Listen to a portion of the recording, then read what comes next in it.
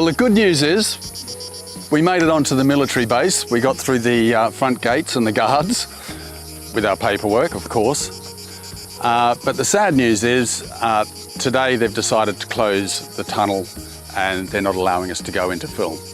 These things happen with military. You never know what activities they've got going on, etc. So what can you do? But the good news is we're on the base. We're right next to the tunnel. And I'll just give a bit of a backstory here.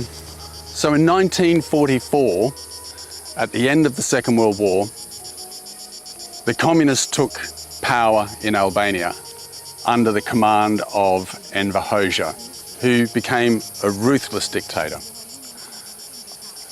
This government was formed under the protection of the Yugoslavs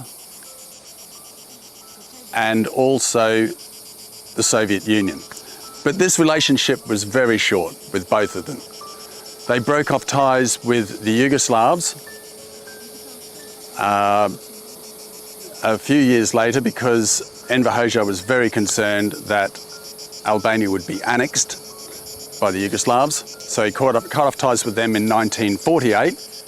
And then with Khrushchev in the Soviet Union becoming a bit more of a revisionist, taking a softer line with communism so that they could live within a mixed global community, Enver Hoxha thought that he was becoming too soft and a revisionist, walking away from the strong Marxist-Leninist communism that he had adopted. So he began cutting off ties with the Soviet Union.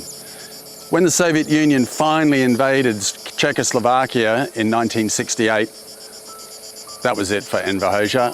He then broke off all ties and left the Warsaw Pact. Then, luckily for him, he was thrown a lifeline by the People's Republic of China, who didn't have a mouthpiece at the United Nations. The representative of the Chinese at the United Nations was the Taiwanese government.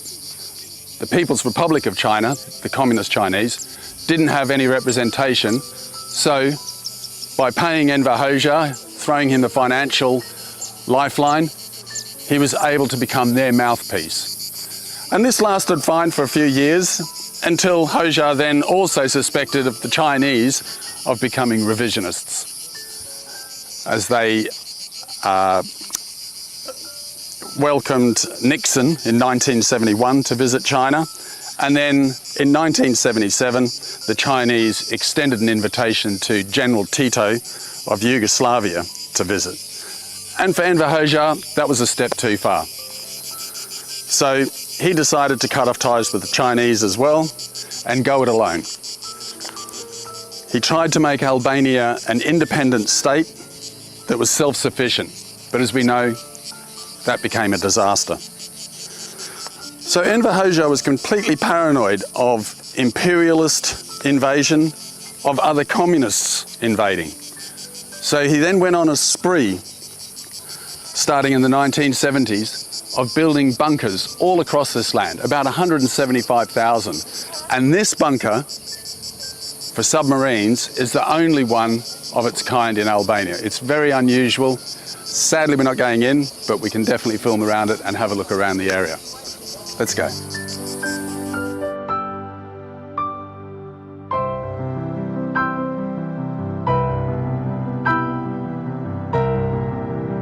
So this bunker is 750 meters long. Massive feat of engineering that goes completely under this headland and opens up with another gate onto the Ionian Sea. So submarines or fast craft could come in this side of the bay, be serviced, refueled, had new ammunition put on them, and then let out straight into the sea on the other side. Very effective, but never really used, because in 1955, when Albania joined the Warsaw Pact, the Soviet Union stationed 12 Whiskey-class submarines here, with the intention of being able to control and check NATO within the Mediterranean.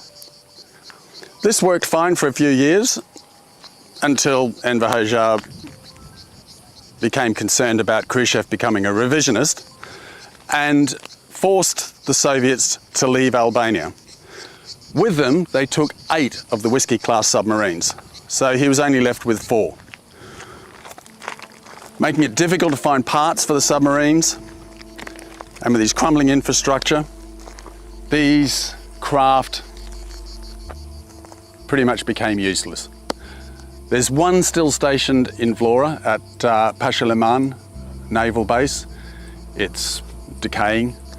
The other 3 have long been scrapped. But this base was used for a short time with the submarines, and they'd come in this side and leave the other side. Enver Hoxha was also very concerned about the proximity of NATO to his maritime border. As we have Corfu just a few miles away, there was an incident immediately after the Second World War with the British Navy when they fired on the British Navy for being too close to their border, and also they then mined the channel there and blew up 2 British ships, and many sailors died because of that. So this proximity to NATO forces also would have determined this base to be built here, especially for fast craft and for submarines, good deterrence for keeping NATO away from him.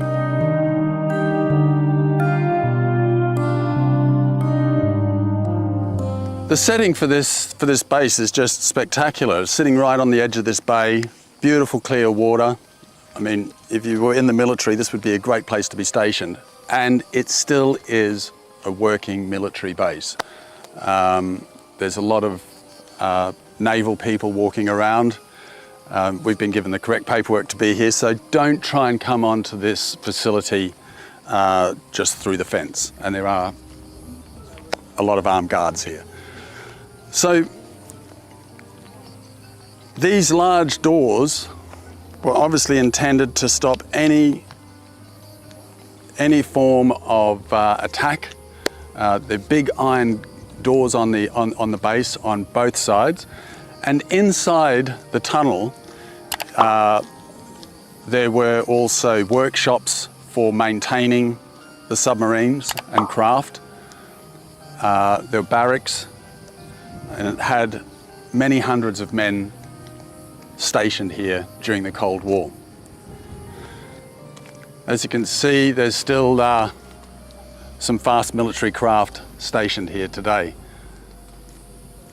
But the water's just spectacular. Obviously a deep channel to allow submarines to come in. And I've seen some spectacular looking blue fish swimming around in here. Obviously they don't need the paperwork. But that's it. It's a huge structure and a massive feat of engineering to go 650 meters through this rock.